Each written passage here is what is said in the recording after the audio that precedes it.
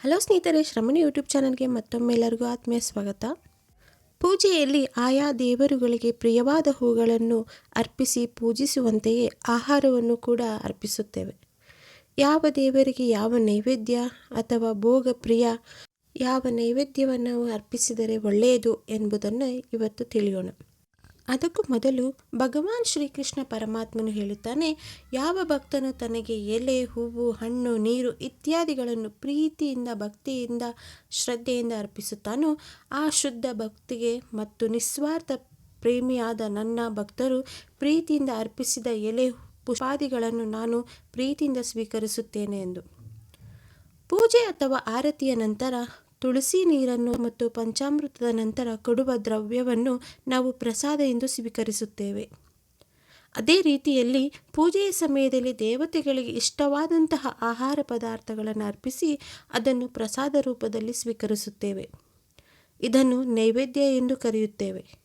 ನಮ್ಮ ಹಿಂದೂ ಧರ್ಮದಲ್ಲಿ ಪ್ರಾಚೀನ ಕಾಲದಿಂದಲೂ ದೇವಸ್ಥಾನಗಳಲ್ಲಿ ಅಥವಾ ಮನೆಗಳಲ್ಲಿ ಸಂಪ್ರದಾಯವಾಗಿ ಮಡಿಯಿಂದ ಭಕ್ತಿಯಿಂದ ತಯಾರಿಸಿದ ಆಹಾರವನ್ನು ದೇವರಿಗೆ ನೈವೇದ್ಯವಾಗಿ ಅರ್ಪಿಸುತ್ತೇವೆ. ಈ ಪದ್ಧತಿ ಪ್ರಾಚೀನ ಕಾಲದಿಂದಲೂ ಆಚರಣೆಯಲ್ಲಿದೆ. ಹಾಗೆಯೇ ಯಾವ ದೇವರಿಗೆ ಯಾವ ನೈವೇದ್ಯ ಅತಿ ಪ್ರಿಯ, ಯಾವ ನೈವೇದ್ಯವನ್ನು ಅರ್ಪಿಸಬೇಕು, ಉದಾಹರಣೆಗೆ ಗಣೇಶನಿಗೆ ಕೊಬ್ಬರಿ ಬೆಲ್ಲ ತುಂಬ ಪ್ರಿಯ. ಅದೇ ರೀತಿ ಎಲ್ಲ ದೇವತೆಗಳಿಗೂ ಪ್ರಿಯವಾದ ನೈವೇದ್ಯವಂತ ಇದ್ದೇ ಇರುತ್ತೆ. ಅದರಲ್ಲೂ ಇನ್ನೇನು ವರಮಹಾಲಕ್ಷ್ಮಿ ಸಮೀಪದಲ್ಲೇ ಬರ್ತಿದೆ. ವರಮಹಾಲಕ್ಷ್ಮಿ ಸಂಪತ್ತಿನ ಅಧಿದೇವತೆ. ಹಣವಿಲ್ಲದೆ ಎಲ್ಲವೂ ಅರ್ಥಹೀನ.